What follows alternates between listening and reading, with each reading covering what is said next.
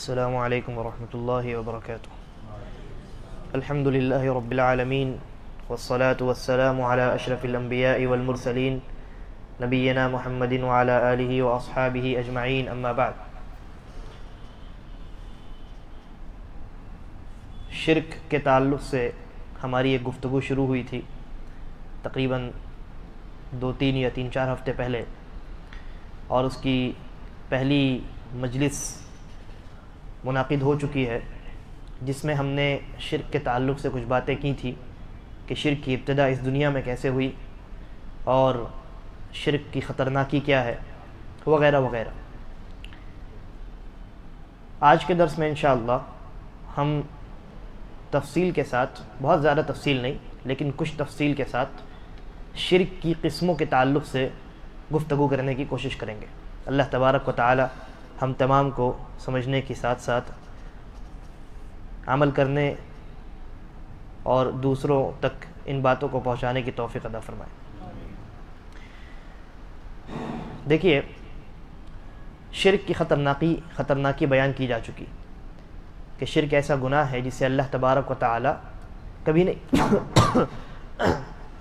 نہیں بخشے گا، اور شرک کرنے والا انسان ہمیشہ کے لیے جہنم کے اندر رہے گا، آگ میں جلتا رہے گا۔ لیکن یہ جو وعیدیں ہیں، یہ در حقیقت شرک اکبر کے تعلق سے، یا دوسرے الفاظ میں آپ یہ کہہ سکتے ہیں کہ شرک کی بنیادی طور پہ 2 قسمیں ہیں۔ ایک ہے شرک اکبر اور ایک ہے شرک اصغر۔ اکبر یعنی بڑا اور اصغر یعنی چھوٹا۔ شرک اکبر بڑا شرک، شرک اصغر اس سے چھوٹا والا شرک ہے، دونوں شرک۔ شرک اکبر کیا ہے؟ شرک اکبر کہتے ہیں کہ عبادات کی جتنی قسمیں ہیں، چاہے وہ کوئی بھی عبادت ہو، عبادت کی کوئی بھی شکل ہو، کوئی بھی صورت ہو، اسے اللہ کے علاوہ یا اللہ کے ساتھ ساتھ غیر اللہ کے لیے بھی انجام دیا جائے، یہ شرک اکبر ہے۔ جیسے غیر اللہ سے دعا کرنا، اللہ کے علاوہ کسی اور سے دعا کرنا، یا اللہ کے علاوہ کسی اور کے لیے ذبح کرنا، نظر و نیاز ماننا۔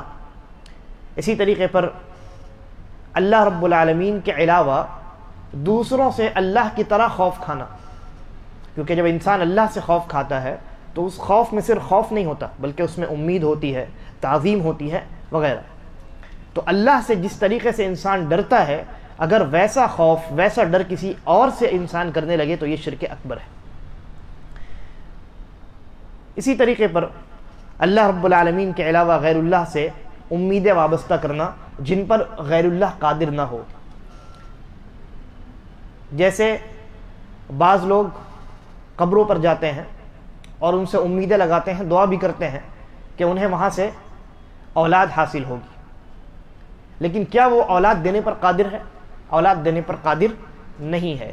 لہذا جن چیزوں کو دینے پر یا جن چیزوں پر غیر اللہ قادر نہیں ہے، ان چیزوں کو ان سے مانگنا یا ان چیزوں کے تعلق سے ان سے امیدیں وابستہ کرنا، یہ شرک اکبر ہے۔ شرک اکبر جو ہے یہ انسان کو اسلام سے نکال دیتا ہے، خارج کر دیتا ہے۔ اگر کسی انسان نے شرک اکبر کا ارتکاب کیا تو وہ دائرہ اسلام سے کیا ہو جاتا ہے؟ خارج ہو جاتا ہے، باہر نکل جاتا ہے۔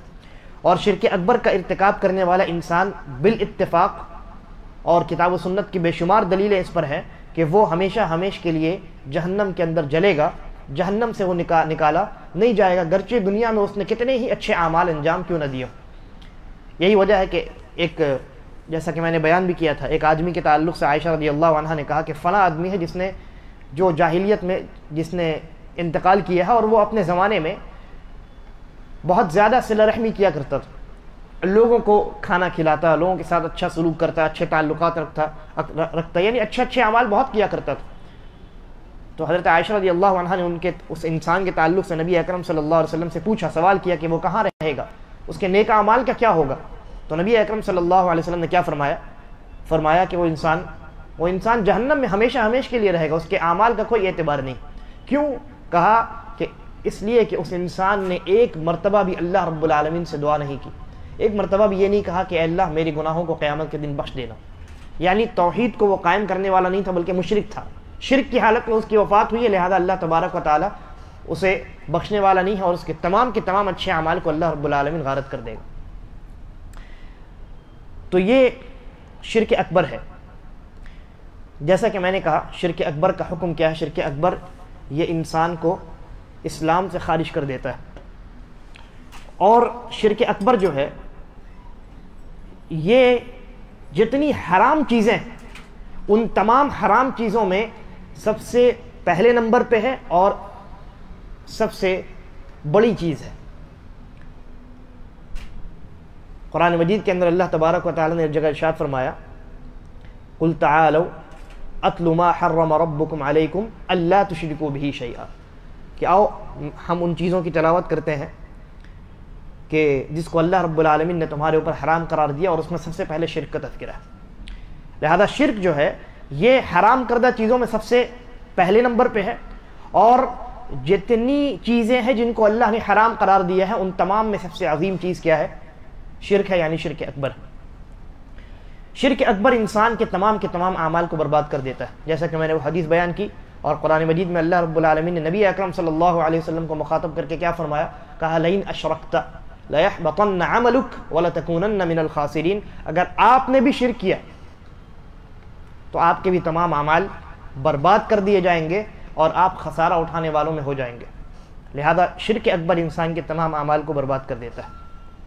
اور یہ جو شرک اکبر ہے یہ ایک ایسا گناہ ہے جس کے متعلق تمام امت کا اجماع ہے کہ یہ بغیر توبہ کے معاف نہیں ہو سکتا۔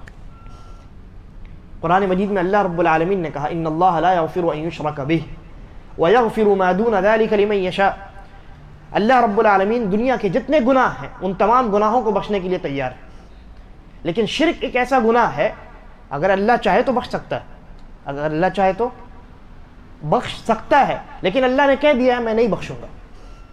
اللہ نے کہہ دیا ہے میں تمام گناہوں کو بخش سکتا ہوں، بخش دوں گا، لیکن شرک ایک ایسا گناہ ہے جس کے بارے میں تم کو پہلے بتا دیتا ہوں کہ اس کو میں بخشوں گا نہیں، گرچہ یہ میرے قدرت میں ہے، لیکن چونکہ یہ سب سے بڑا ظلم ہے اور سب سے بڑا حق جو میرا تمہارے اوپر ہے توحید، یہ اس توحید کو ختم کرنے والی چیز ہے اور جس کے لیے تم پیدا کیے گئے ہو اس کی متضاد چیز ہے، لہذا شرک کو میں بخشنے والا نہیں۔ لہذا یہ جو شرک ہے یہ بغیر توبہ کے معاف نہیں ہو سکتا۔ اس کے علاوہ جتنے گناہ ہیں وہ تمام کے تمام بغیر توبہ کے اگر اللہ چاہے تو معاف کر سکتا ہے۔ البتہ شرک اصغر کے تعلق سے کے متعلق تھوڑا سا اختلاف ہے کہ شرک اصغر جو ہے یہ کیا توبہ کے بغیر معاف ہو سکتا ہے، یعنی اگر اللہ چاہے تو معاف کر سکتا ہے یا نہیں کر سکتا، اس کا بیان انشاءاللہ آئے گا۔ شرک اکبر کے بعد جو دوسری چیز ہے وہ ہے شرک اصغر۔ شرک اکبر کے متعلق عام طور سے انسان جانتا ہے کہ یہ چیزیں شرک اکبر ہیں اور ان کو انجام دینے سے انسان اسلام سے خارج ہو سکتا ہے، کافر اور مشرک ہو سکتا ہے۔ لیکن ہمارے معاشرے میں ایک بہت بڑی تعداد عوام کی ایسی ہے جو شرک اکبر کے حکم سے بھی ناواقف ہے۔ شرک اکبر کسے کہتے ہیں اور کون سی صورت شرک اکبر میں داخل ہوتی ہے وہ ان چیزوں سے ناواقف ہے۔ آپ دیکھیں گے اپنے معاشرے میں بہت سارے لوگ غیر اللہ سے جا کے دعا کرتے ہیں، ان کی قبروں پر جا کر کے نظر و نیاز مانتے ہیں، ان کی قبروں کا طواف کرتے ہیں۔ دعا، نظر و نیاز، طواف، یہ تمام چیزیں عبادات ہیں۔ ان عبادات کو اگر غیر اللہ کے لیے انجام دیا جائے، چاہے آپ اللہ کے لیے انجام دیں یا نہ دیں، آپ اگر اللہ کو چھوڑ کر غیر اللہ کو معبود بنائیں گے، جیسا کہ کفار جو ہمارے ہندوستان میں رہتے ہیں، ہندو وغیرہ، ان کا عمل ہے، یہ اللہ کو مانتے، اللہ کی عبادت نہیں کرتے بلکہ صرف غیر اللہ کی عبادت کرتے ہیں۔ اور مسلمانوں میں اکثریت جن لوگوں کی ہے وہ اللہ کی عبادت بھی کرتی ہے اور غیر اللہ کی عبادت بھی کرتی ہے، تو یہ دونوں شرک ہے اور دونوں کے حکم میں کوئی فرق نہیں ہے۔ لہذا انسان کو شرک کے متعلق بہت زیادہ بیداری لانے کی ضرورت ہے اپنے معاشرے میں۔ ہر انسان کی یہ ذمہ داری ہے کیونکہ یہ بہت پیچیدہ چیز نہیں ہے، نہ ایسی پیچیدگی اس کے اندر ہے کہ آپ خود نہ سمجھ پائیں، اور نہ اس کا معاملہ ایسا ہے کہ آپ کسی دوسرے کو سمجھا نہ پائیں۔ بہت ہی آسان سی چیز ہے کہ یہ عبادت ہے، اللہ کا حق ہے، آپ اس کو کسی اور کو نہیں دے سکتے۔ اگر آپ نے عبادت جو اللہ کا حق ہے کسی اور کو دیا تو یہ اللہ کی حق تلفی ہے، یہ ظلم ہے، اور اسی کو شرک کہتے ہیں۔ بہت ہی آسان ہے۔ لہذا شرک کے تعلق سے معاشرے میں بیداری لانا یہ ہماری ذمہ داری ہے، یہ ہماری شرعی ذمہ داری ہے، اور اگر ہم نے اس ذمہ داری کو ادا نہیں کیا تو کل قیامت کے دن اللہ تبارک و تعالی ہم سے پوچھے۔ آپ کہیں بھی دیکھیں، کوئی بھی آپ کا رشتہ دار، پڑوسی ہو، دوست ہو، شرک اکبر میں اگر مبتلا ہے یا شرک کی کسی بھی قسم میں مبتلا ہے، فوراً آپ اس کی درستی کی جانب آپ فکر کیجئے اور اس کی اصلاح کی فکر کیجئے، حکمت کا راستہ اختیار کیجئے کہ کیسے اس انسان کو سمجھایا جائے۔ اس کے بعد شرک اصغر۔ شرک اصغر جو ہے یہ شرک اکبر نہیں ہے، شرک اکبر کے بعد جو درجہ آتا ہے تمام گناہوں میں وہ شرک اصغر کا درجہ ہے۔ یعنی شرک اصغر جو ہے یہ جتنے کبیرہ گناہ ہیں ان تمام میں دوسرے نمبر پہ آتا ہے۔ سب سے پہلے نمبر تو شرک ہے، شرک اکبر ہے۔ شرک اکبر شرک بھی ہے اور کبیرہ گناہوں میں پہلے نمبر پہ آنے والا گناہ بھی ہے، اور شرک اصغر جو ہے یہ بھی کبیرہ گناہ میں شامل ہے، اور شرک اکبر کے بعد اسی کا درجہ آتا ہے۔ جتنے کبیرہ گناہ، زنا ہے، چوری ہے، وغیرہ وغیرہ، جتنے کبیرہ گناہ ہیں ان تمام گناہوں میں شرک اکبر کے بعد کس کا، جتنی بدعات ہیں ان تمام میں شرک اکبر کے بعد کس کا درجہ آتا ہے؟ شرک اصغر کا درجہ آتا ہے۔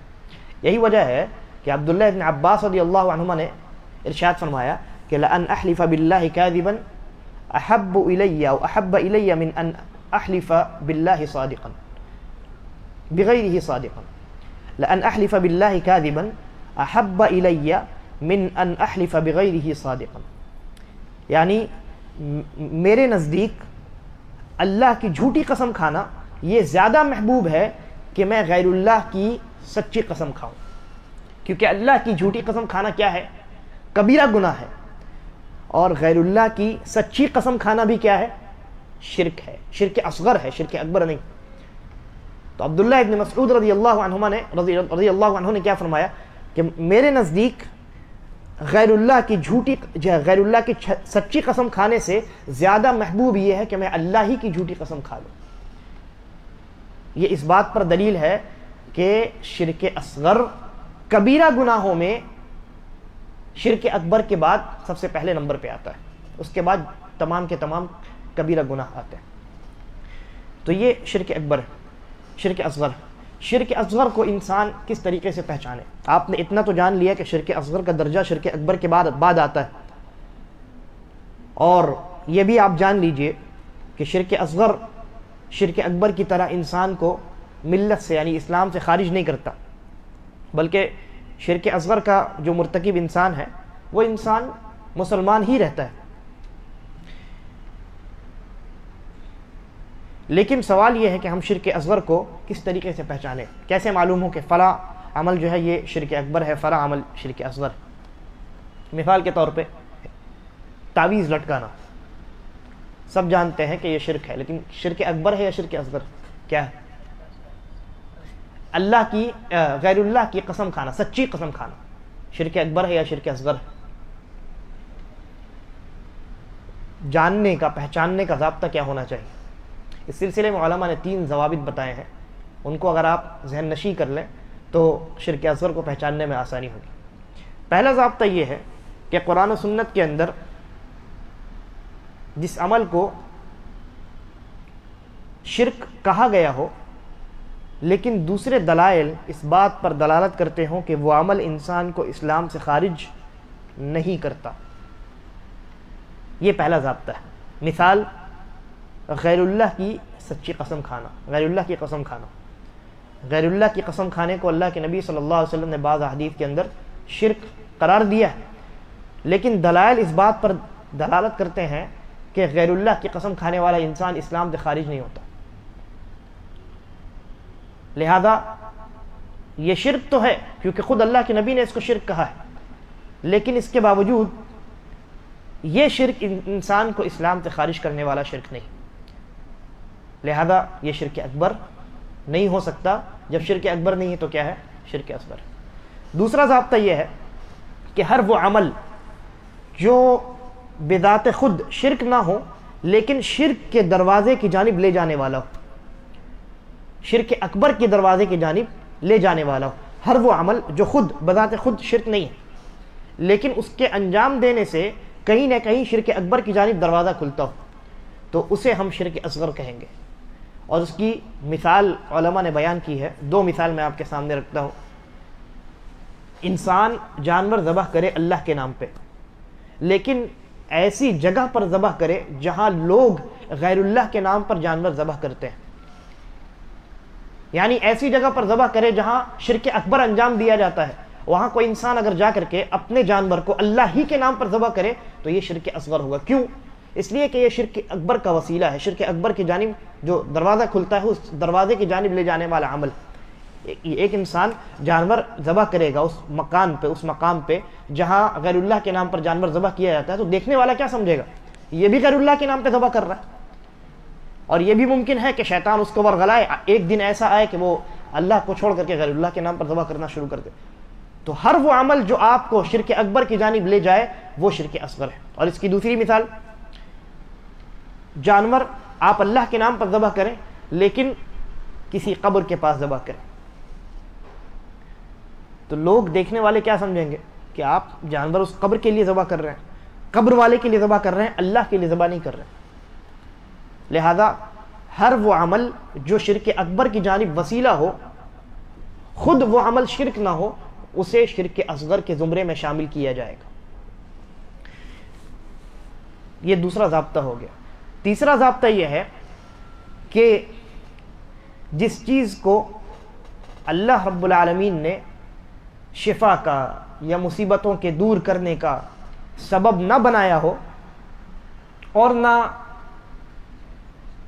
تجربے سے یہ ثابت ہو کہ یہ چیز انسان کو بیماری سے بچانے والی ہے، ان چیزوں کو بیماری سے نجات کے لیے یا بلاؤں سے نجات کے لیے سبب بنا لینا، یہ بھی شرک اصغر ہے۔ مثال کے طور پہ ایک انسان کو بخار آ گیا، اس انسان کو کہاں جانا چاہیے؟ ڈاکٹر کے پاس جانا چاہیے، کیونکہ جو دوا ہے تجربے سے یہ ثابت ہے کہ یہ دوا اس بیماری میں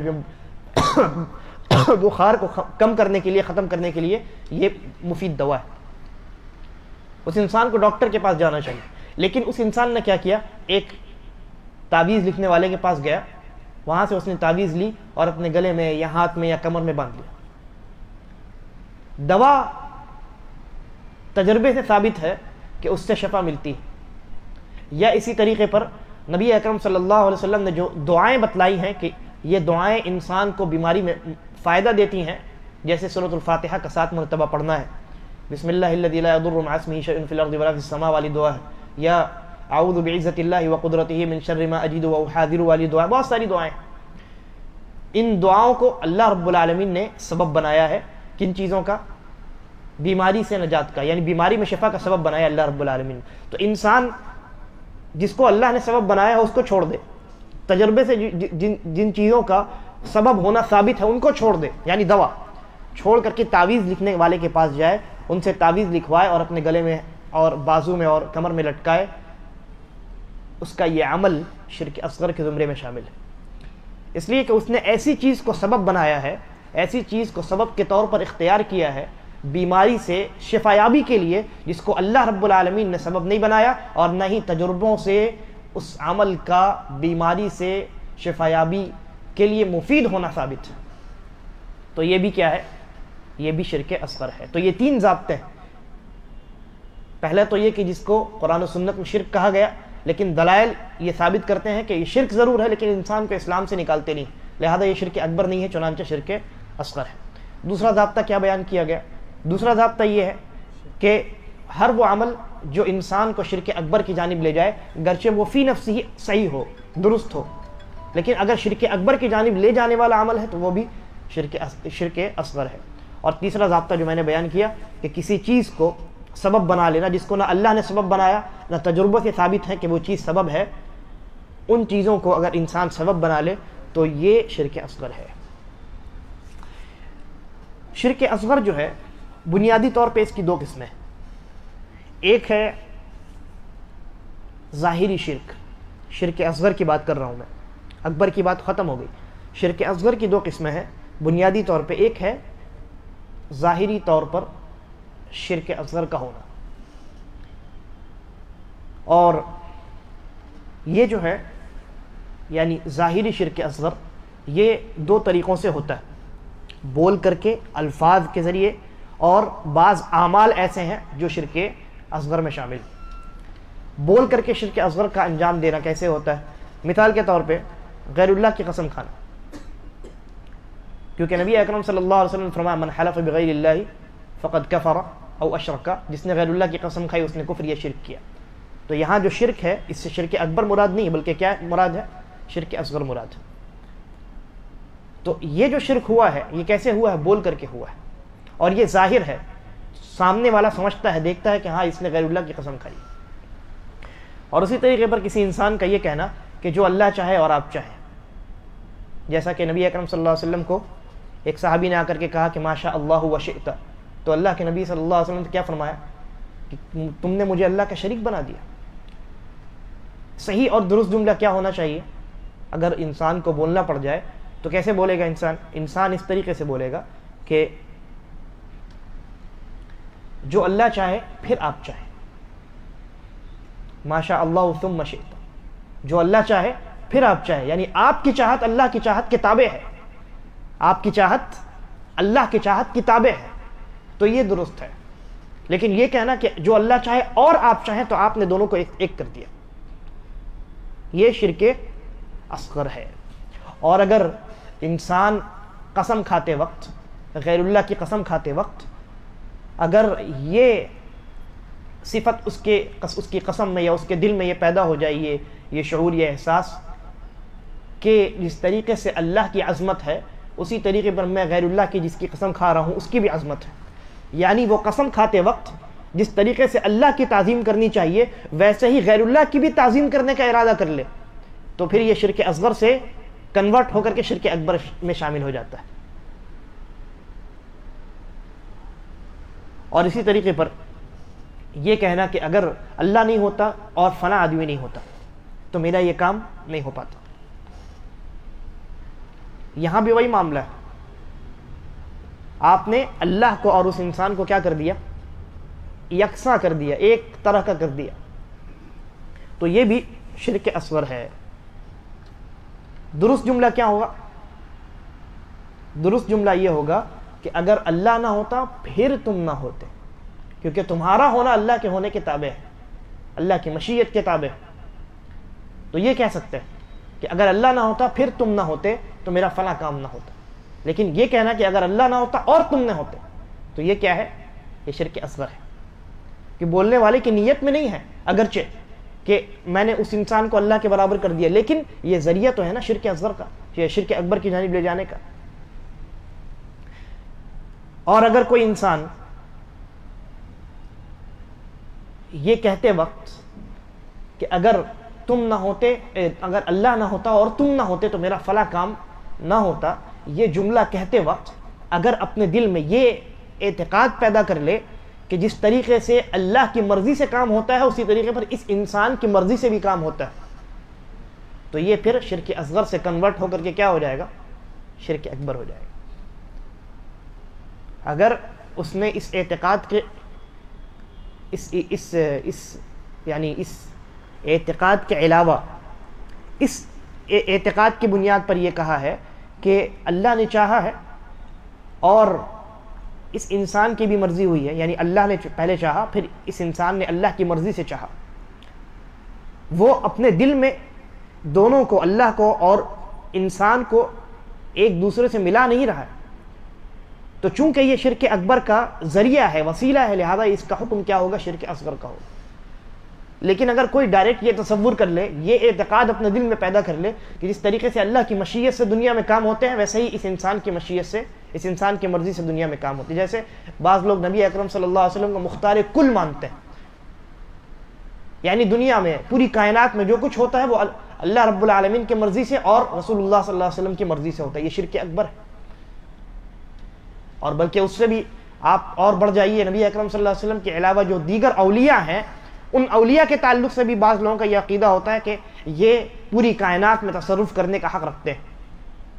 اگر یہ چاہے تو بارش ہو، یہ چاہے تو دھوپ نکلے، یہ چاہے تو رات ہو، یہ چاہے تو دن ہو، یہ چاہے تو ایک چھوٹے سے پیالے میں سمندر کو قید کر لے، یہ چاہے تو ہوا روک لے، وغیرہ وغیرہ. تو یہ جو اعتقاد ہے، اگر اس اعتقاد کے ساتھ کوئی انسان یہ کہتا ہے کہ آپ فلاں آدمی چاہے اور اللہ چاہے، یا فلاں آدمی نہ ہوتا اور اللہ نہ ہوتا، اس اعتقاد کے ساتھ اگر کرے تو یہ شرک اکبر ہو جائے گا. اور یہ تو قول کی بات ہوئی، بول کر کے جو شرک اصغر ظاہری طور پہ ہوتا ہے. اعمال کے ذریعے مثال کے طور پہ تعویذ لٹکانا، دھاگے لٹکانا، کڑے پہننا، اپنے سواریوں کے پیچھے جوتے، ایک پیر کی جوتی لٹکانا، یہ تمام چیزیں کیا ہیں؟ نظر سے بچنے کے لیے، نظر بد سے بچنے کے لیے یہ تمام چیزیں شرک اصغر میں داخل ہیں. گرچہ تعویذ لٹکانے والا یہ سمجھتا ہے کہ یہ سبب ہے، نظر بد سے بچانے والا اللہ ہے، یہ سبب ہے، بیماری سے بچانے والا اللہ ہے، لیکن تب بھی یہ کیا ہے؟ شرک اصغر ہے، کیونکہ اللہ نے اس کو سبب نہیں بنایا. اللہ نے مرچی کو، نیمبو کو لٹکانے کو سبب نہیں بنایا نظر بد سے بچنے یا اسی طریقے پر مال کے اور اولاد کے حاصل ہونے کے لیے. تو اللہ نے جس کو سبب نہیں بنایا، آپ اپنے طریقے سے، اپنے اعتبار سے اگر اس کو سبب بناتے ہیں تو یہ شرک اصغر ہے. گرچہ آپ کا یہ اعتقاد ہو کہ یہ سبب ہے فقط، اس کے اندر یہ طاقت نہیں ہے، طاقت اللہ رب العالمین کے یہاں ہے، اللہ رب العالمین ہی کی جانب سے سب کچھ ہوتا ہے، لیکن تب بھی یہ شرک اصغر ہے. اور اگر آپ کا اعتقاد یہ ہو جائے کہ یہ چیزیں بذات خود انسان کو نفع اور نقصان دیتی ہیں، یہ چیزیں بذات خود انسان کو بیماری سے بچاتی ہیں، اللہ کی جانب سے نہیں ہے، تو پھر یہ کیا ہوگا؟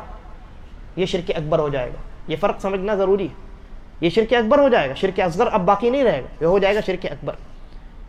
کسی انسان نے تعویذ لٹکایا اور اس کا یہ عقیدہ ہے کہ ہاں اس کے اندر قرآن جو کچھ لکھا ہے، شفا دینے والا تو اللہ ہے، یہ ایک سبب ہے، یہ شرک اصغر ہے.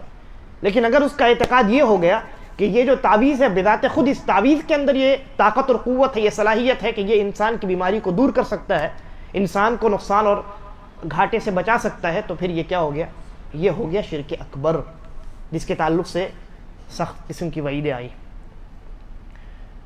شرک اصغر کی یہ پہلی قسم میں بیان کر رہا تھا، جو ظاہری طور پہ ہوتی ہے، جو دو طرح سے ہوتی ہے، ایک الفاظ کے ذریعے، ایک اعمال کے ذریعے. شرک اصغر کی دوسری قسم ہے جو چھپی ہوئی ہوتی ہے، جو سامنے والے کو معلوم نہیں ہوتا، صرف اس انسان کو معلوم ہوتا ہے جو کر رہا ہوتا ہے. اور یہ جو چھپا ہوا شرک ہے، شرک اصغر، یہ در حقیقت ارادے اور نیتوں کا شرک ہے. یہ انسان کے دل میں واقع ہوتا ہے اور یہ بہت خطرناک ہے. امام ابن القیم رحمہ اللہ فرماتے ہیں کہ یہ شرک اصغر کی یہ جو قسم ہے، جو چھپا ہوا ہے، اس کا کوئی کنارہ نہیں ہے اور یہ بہت خطرناک ہے. انسان کے اندر یہ داخل بھی ہو جاتا ہے، بسا اوقات انسان کو احساس بھی نہیں ہوتا. مثال کے طور پہ انسان کوئی عمل اللہ رب العالمین کی قربت اور اس کی خوشنودی کو حاصل کرنے کے لیے کرے، اور ساتھ ساتھ یہ بھی ارادہ کرے کہ میرے اس عمل کو دیکھ کر لوگ خوش ہوں، میرے اس عمل کی لوگ تعریف کریں.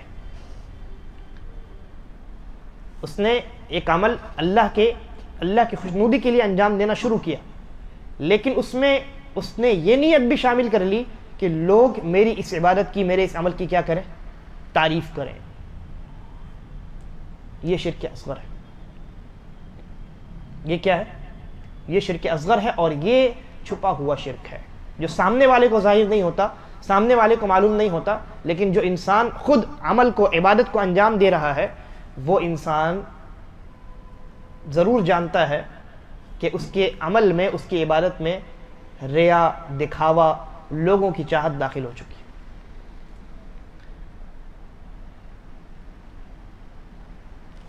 نبی اکرم صلی اللہ علیہ وسلم نے صحابہ کرام کو مخاطب کر کے فرمایا تھا، جیسا کہ میں نے اس سے پہلے بھی بیان کیا، کہ مجھے تمہارے اوپر جس چیز کا سب سے زیادہ خوف ہے وہ شرک اصغر ہے۔ صحابہ نے پوچھا اللہ کے رسول صلی اللہ علیہ وسلم یہ شرک اصغر ہے کیا؟ آپ نے فرمایا الریا، دکھاوا، عمل دکھاوے کے لیے کرنا، یہی شرک اصغر ہے۔ اس کا یہ مطلب نہیں کہ شرک اصغر دکھاوے ہی کو کہتے ہیں، یعنی سب سے بری قسم اور سب سے خطرناک قسم جو ہے اور زیادہ تر جو واقع ہوتی ہے وہ ریا ہے۔ بقیہ بھی قسمیں واقع ہوتی ہیں، لیکن سب سے زیادہ اور سب سے خطرناک قسم جو اور انسان جس کے تعلق سے سب سے زیادہ انسان کو محتاط ہونا چاہیے وہ یہی ریا ہے، جس کے متعلق رسول اللہ صلی اللہ علیہ وسلم نے صحابہ کے متعلق اپنی خوف کا اور اپنے ڈر کا اظہار فرمایا ہے۔ ایک انسان اگر کوئی عمل کرے، کوئی عبادت انجام دے، نماز پڑھے یا زکوٰۃ دے یا صدقہ دے یا روزہ رکھے، اور اس عمل میں ریا داخل ہو جائے، دکھاوا داخل ہو جائے، تو اس عمل کا کیا حکم ہے؟ مسئلے میں تفصیل ہے۔ عبادت کی دو قسمیں ہیں، ایک وہ عبادت ہے جو پوری کی پوری ایک ہے، کمپلیٹ ہے، جیسے نماز 4 رکعت کی ہے تو آپ 4 نماز نہیں کہتے اس کو، وہ ایک ہی نماز ہے گرچہ 4 رکعت کی ہے۔ تو عبادت کی پہلی قسم جو پوری کی پوری ایک ہو، مکمل ہو۔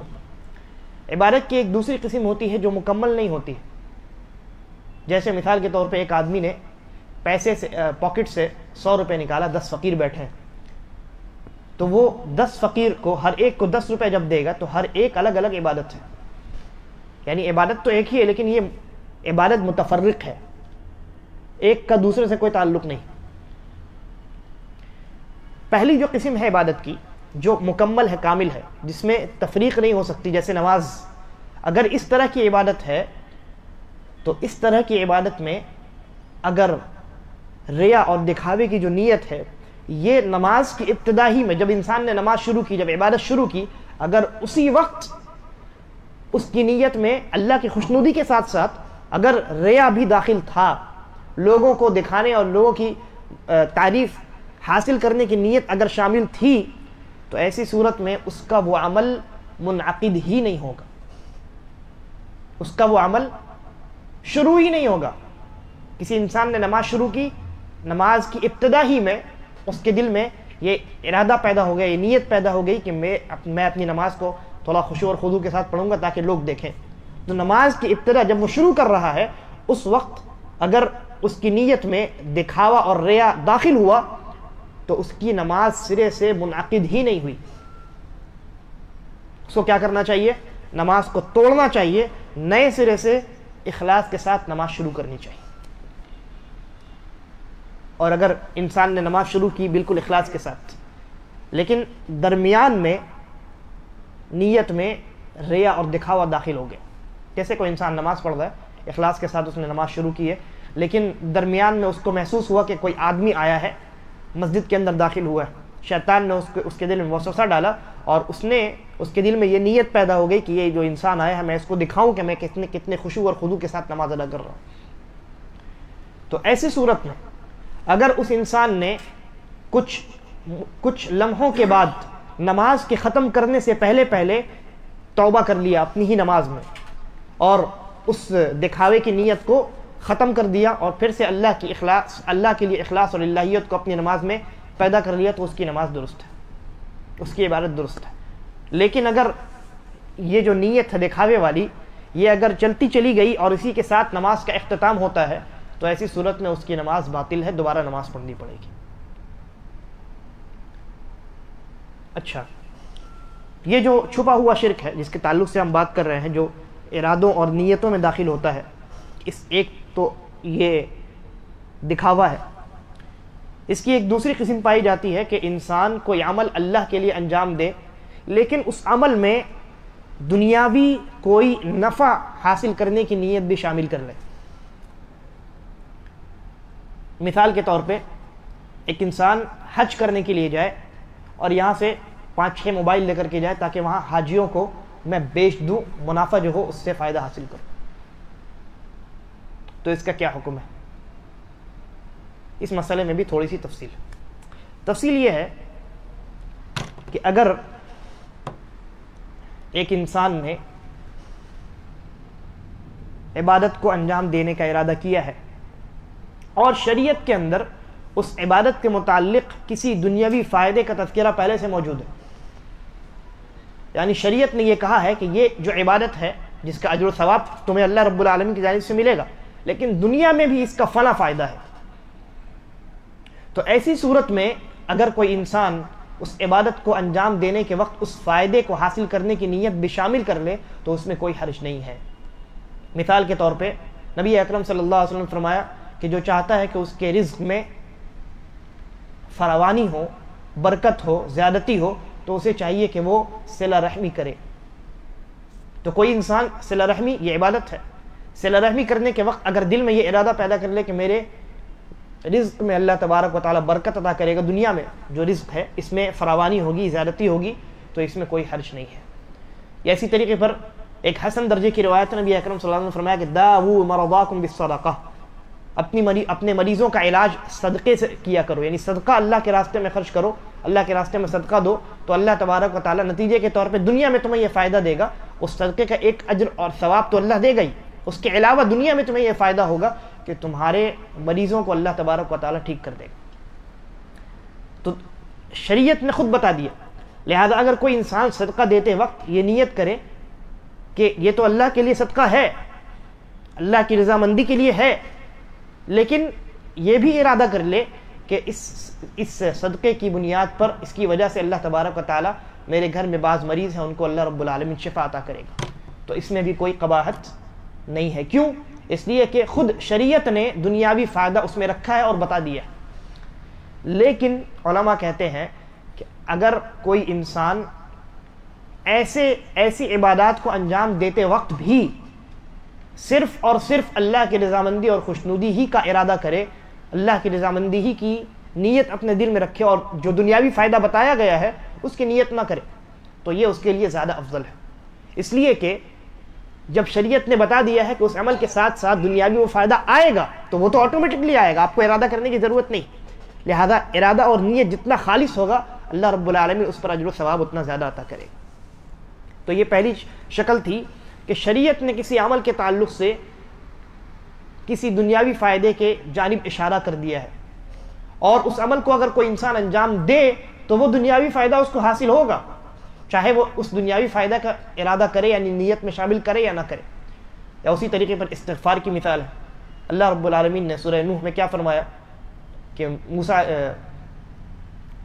حضرت نوح علیہ السلام نے اپنی قوم سے کہا فقلت، میں نے کہا اپنی قوم سے استغفروا ربکم انہ کان غفارا، اپنے رب سے تم استغفار طلب کرو، تمہارا رب جو ہے وہ بخشنے والا، بہت زیادہ بخشنے والا ہے۔ فائدہ کیا ہوگا؟ یرسل السماء علیکم مدرارا، آسمان سے بارش نازل کرے گا، وَيُمْدِدْكُمْ بِأَمْوَالٍ وَبَنِينَ، مال بھی عطا کرے گا، اولاد بھی عطا کرے گا۔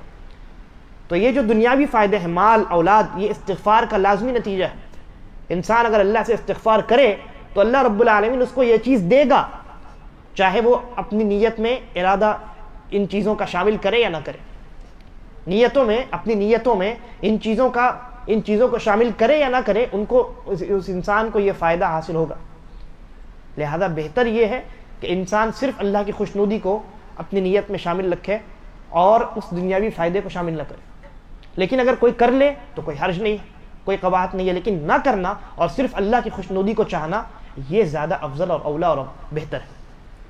اور اسی طریقے پر یہ تو میں نے پہلی قسم بتائی، دوسری قسم ہے کہ جس کے تعلق سے یعنی کوئی ایسی عبادت ہو کہ جس عبادت میں شریعت نے یہ اجازت دی ہو کہ اس میں آپ اپنا کوئی دنیاوی فائدہ کر سکتے ہیں، کسی دنیاوی فائدے کے لیے اس عبادت کو انجام دے سکتے ہیں، لیکن شرط یہ ہے کہ اس عبادت میں جو مقصد اصلی، نیت اصلی ہونی چاہیے وہ اللہ کی خوشنودی اور رضامندی ہونی چاہیے۔ مثال کے طور پہ خوشنودی، اللہ کی رضامندی تو اصلی نیت ہونی چاہیے، لیکن طبعی طور پہ اگر کوئی اپنی نیت میں یہ بھی شامل کرے کہ میں حج میں جاؤں گا، اللہ کو خوش کروں گا، اللہ کی رضامندی کے لیے حج کروں گا، لیکن ساتھ ساتھ اپنا دنیاوی فائدہ بھی کروں گا، تجارت بھی کروں گا، تو شریعت کہتی ہے اس میں بھی کوئی قباحت نہیں ہے، یہ بھی اس کے لیے جائز ہے۔ یہ دو چیزیں میں نے بتائی۔ تیسری جو چیز ہے یا تیسری جو صورت ہے وہ ان دونوں کے علاوہ، یعنی نہ شریعت نے اشارہ کیا ہو کہ فلاں عبادت میں فلاں دنیاوی فائدہ تم کو ملے گا، اور نہ شریعت نے اجازت دی ہو کہ عبادت کرتے وقت تم اپنے دنیاوی کسی فائدے کا یعنی ارادہ بھی اپنے دل میں شامل کر سکتے ہو۔ ان دونوں صورتوں کے علاوہ کوئی تیسری صورت ہو تو ایسی صورت میں دیکھا یہ جائے گا کہ اس انسان نے جس عبادت کو انجام دیا ہے اس عبادت میں نیت اصلی کیا تھی۔ اگر نیت اصلی اللہ کی رضامندی، خوشنودی اور اخلاص اور الہیت تھی، یعنی اس کی نیت میں اخلاص اور الہیت موجود تھا، تو ایسی صورتحال میں اور اس کی نیت میں دنیاوی کسی فائدے کا یعنی دنیاوی کوئی فائدہ بھی اس نے حاصل کرنے کا ارادہ کیا تھا، لیکن اصلی مقصد اللہ کی رضامندی حاصل کرنی تھی، تو ایسی صورت میں علماء یہ کہتے ہیں کہ اس کا وہ عمل تو صحیح ہوگا، وہ عمل اس کا صحیح ہوگا، کیونکہ مقصد اصلی یا نیت اصلی کیا ہے؟ اللہ کو خوش کرنا، اللہ کی رضامندی کے لیے انجام دینا۔ لیکن چونکہ اس نے اس عبادت سے کسی دنیاوی فائدے کو حاصل کرنے کا ارادہ بھی اپنے دل میں شامل کر لیا ہے، لہذا اس کا ثواب کم ہو جائے گا۔ مثال کے طور پہ ایک امام ہے جو آپ کو 5 وقت نماز پڑھاتا ہے، نماز پڑھانا یہ عبادت اور امامت کرنا یہ عظیم ترین عبادت، لیکن عبادت اس عمل کی بدولت اس امام کو تنخواہ ملتی ہے اور تنخواہ اس امام کا حق ہے، لیکن اگر وہ امام اس امام کے لیے افضل کیا ہے؟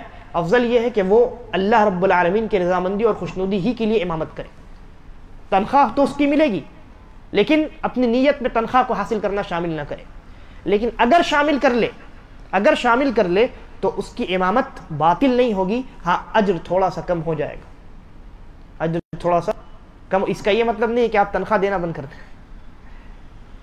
تنخواہ تو اس کی ملے گی، میں صرف ارادے کی بات کر رہا ہوں۔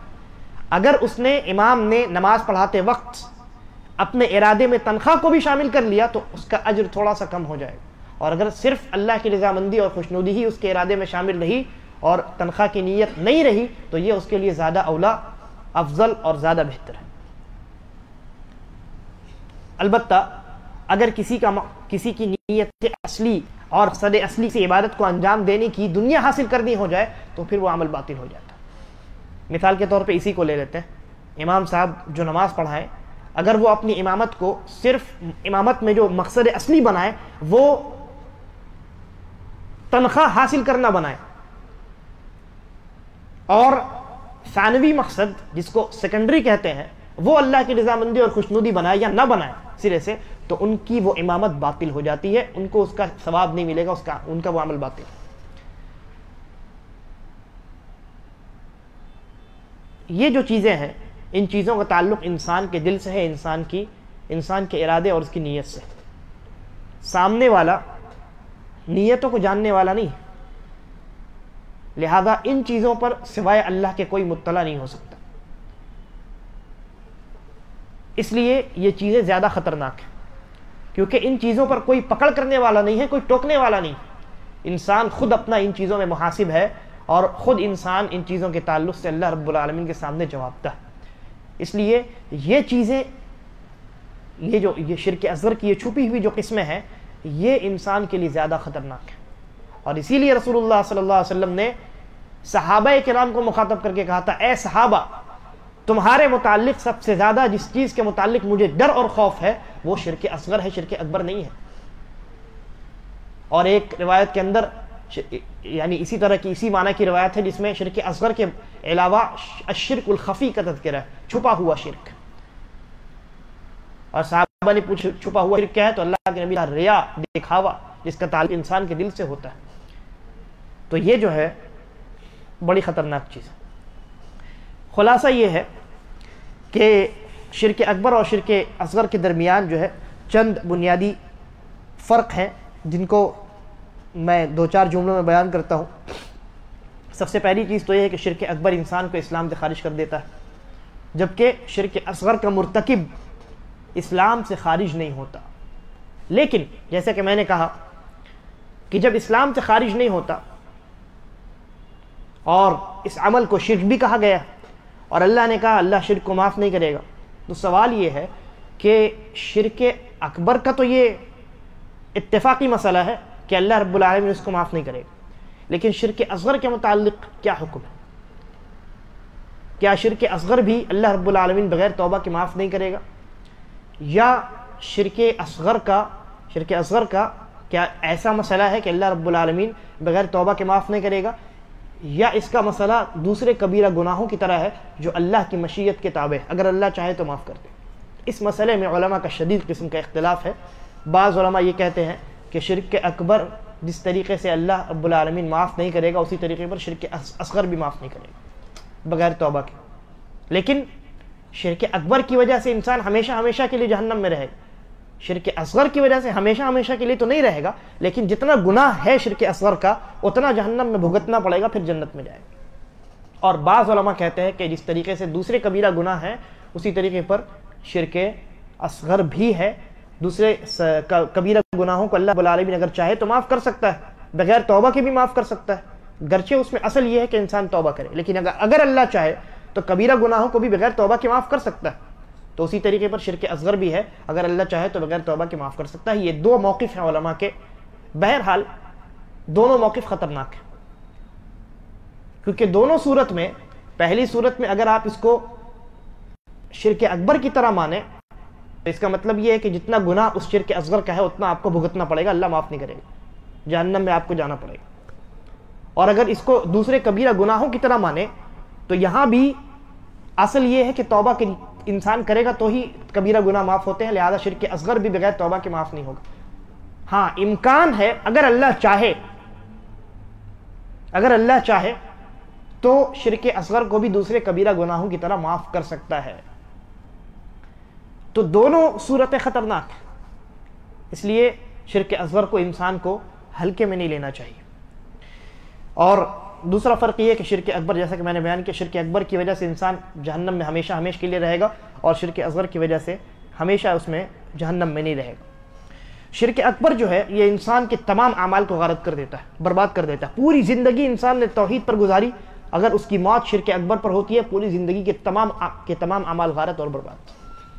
جبکہ شرک اصغر کا معاملہ ایسا نہیں، شرک اصغر کا معاملہ یہ ہے کہ جس عمل میں یہ شرک اصغر داخل ہوا ہے وہ عمل برباد ہوگا، بقیہ اعمال صحیح سلامت رہیں۔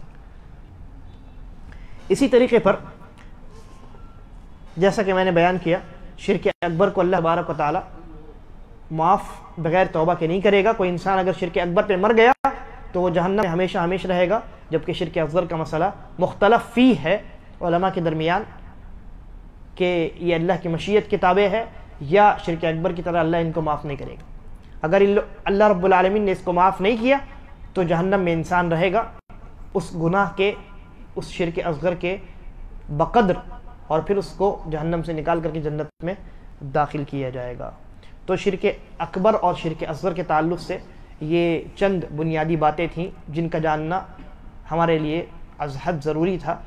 باتیں بہت زیادہ ہیں شرک اکبر میں اور شرک اصغر میں بھی، بہت زیادہ تفصیلات ہیں، لیکن ان تفصیلات کو اگر میں بیان کروں تو وقت بہت لمبا چاہیے اور یہ بھی ممکن ہے کہ سمجھ میں نہ آئے، تو اس لیے ان چیزوں کو علماء کے لیے چھوڑ دیتے ہیں، اور میں نے جو آپ کے سامنے جن باتوں کو رکھا ہے انہی باتوں پر اتفاق ہم کرتے ہیں آج کی مجلس میں۔ اللہ تبارک و تعالیٰ سے دعا ہے کہ وہ ہمیں شرک کی تمام قسموں سے بچا کر کے رکھے، ہمیں اور ہماری نسلوں کو، اور ہم تمام کا خاتمہ توحید پر، ایمان پر اور اسلام پر کرے۔